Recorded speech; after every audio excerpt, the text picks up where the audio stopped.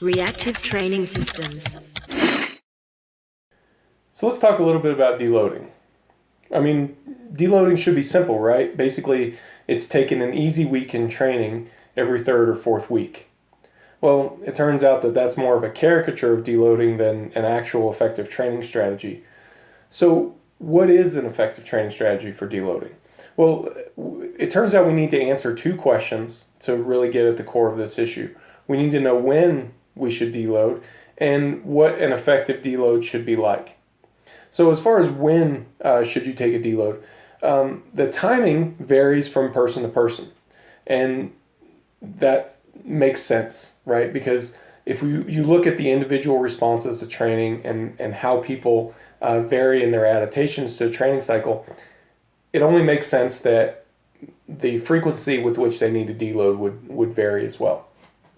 So how do you figure out what frequency you need to deload with?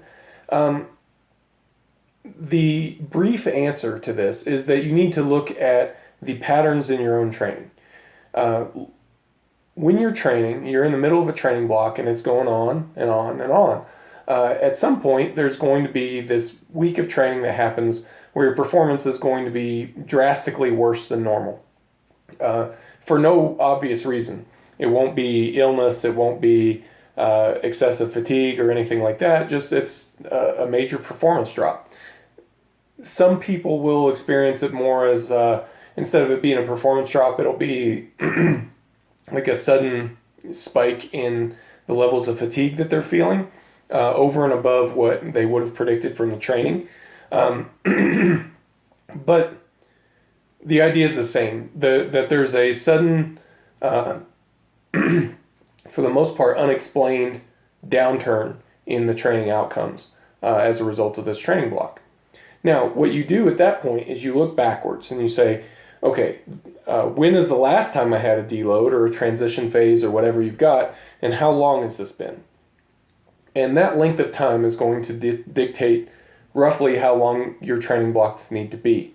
The more variation that you have in a single training block, the longer that period of time is going to be. The less variation you have, the shorter the time period is going to be.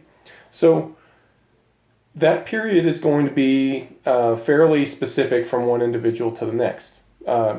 It could be 3 weeks, it could be 10 or 11 weeks, or anywhere in between.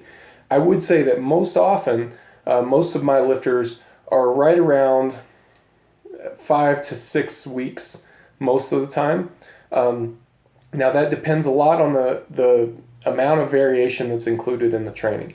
If you're changing things up rapidly and every week is different and all that, then that period is going to be longer. If your training is very consistent and there's not much variation, then that period is going to be a bit shorter. So the 5 to 6 week time frame, the 5 to 6 week average, I would say is on the shorter end of that. It's a time period that you would get if you have less training variation overall. So what you want to do is you want to figure out what this time span is going to be.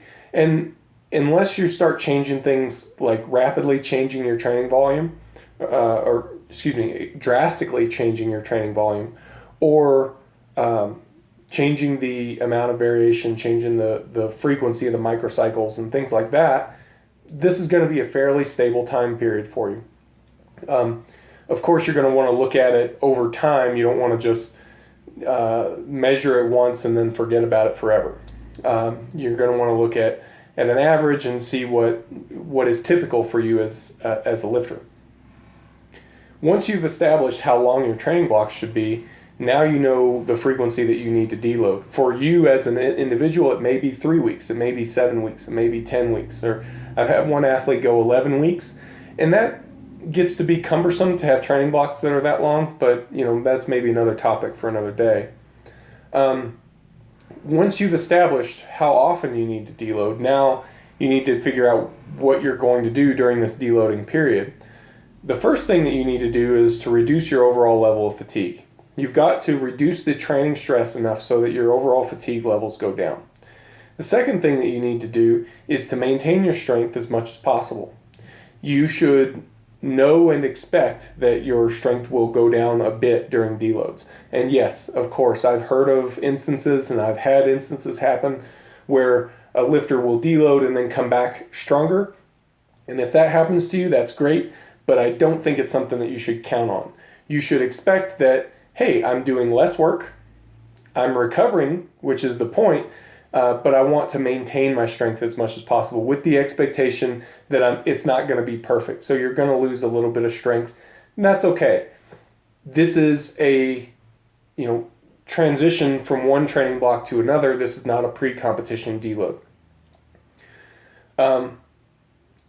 Once you've kind of figured that out, now you need to, it's up to you to kind of wiggle into what kind of training is going to produce that effect for you. I can tell you that it's going to be around 1/2 to 2/3 of the workload. The intensity needs to be reduced for the most part. Now, you can still have a couple sets, a handful of sets that are higher in intensity and really higher in RPE, and that will go a long way to helping you maintain your strength output. But those things have to be reduced in order for you to get the effect that you're looking for in terms of a reduction in fatigue and maintenance of strength. So overall, you're looking at reduced volume, reduced intensity, but there can be a couple sets that are higher intensity, higher RPE that you do with the intention of maintaining your strength. Now, there's a bunch of other secondary objectives that you can accomplish during these deloads as well. Things like introducing neglected movement patterns, moving in planes of movement that a powerlifter wouldn't normally experience, and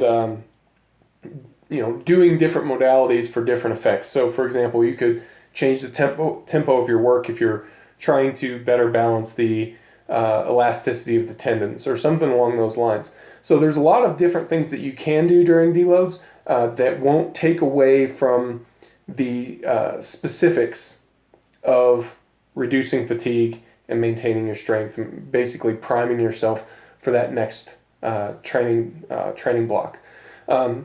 But the whole topic of deloading is really quite broad, but in terms of just kind of a general approach to get you started, I think this should suffice.